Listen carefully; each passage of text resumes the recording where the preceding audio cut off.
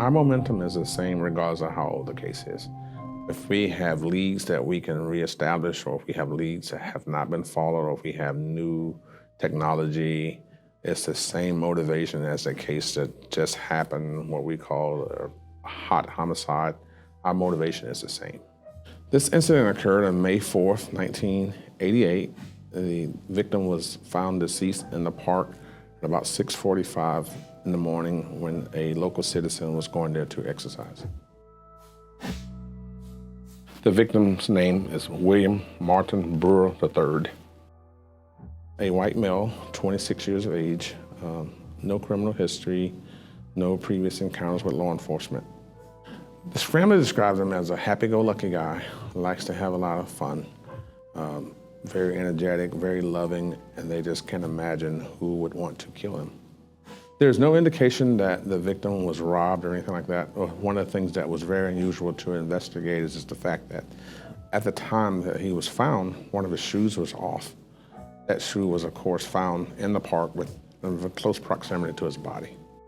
One of the things that's been amazing to myself and other detectives that has reviewed the case is we have no indication, no evidence at the scene to indicate that there was a fight or struggle. The shoe is really unexplainable as to why the shoe was off or why would the shoe be taken off. The things that patrol has done since existence that I can remember is my patrol days, and as we research cases, one of the main things we do on any homicide investigation is we go back and we conduct a canvass in the proximity of where the crime has happened.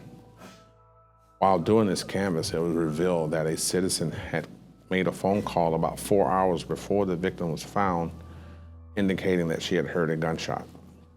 The police responded to the location at that time, shining their lights into the park, but based on the fact that they're driving through the parking lot, shining the spotlight from the car onto the park, they were not able to see the victim from where he was.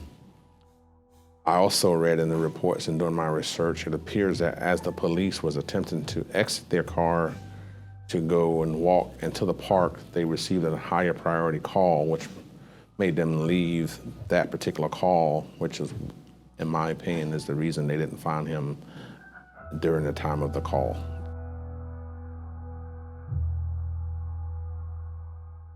Based on where he was shot, his death was pretty acute. It's not one of those things, it was, if I had to bet money, he was killed during the time that the phone call came in of the gunshot.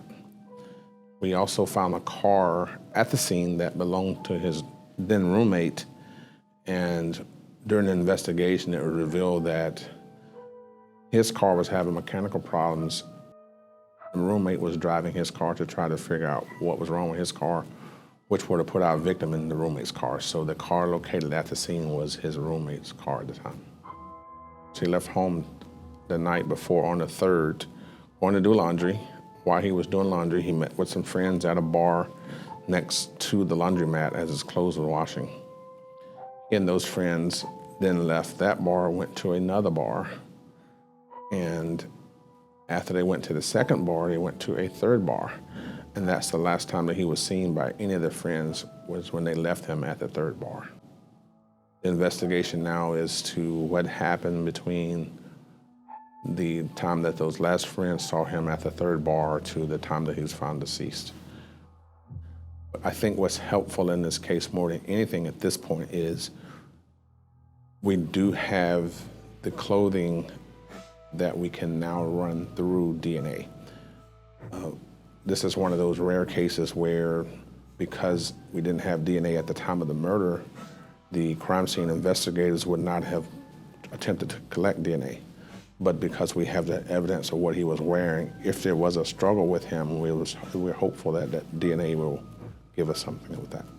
It seems like everything he did the night before he was murdered was things that would be normal for him. He was well known at the bars. He frequented the laundromat because it was close to his house, so there was nothing abnormal his last night before he was killed. Speaking with the family on yesterday, they are very grateful that even at this point that it's being looked at again, and they're very hopeful that we will be able to bring justice to them. The community can always help us because someone has told somebody something. Someone knows what's going on. Someone has talked to the suspects.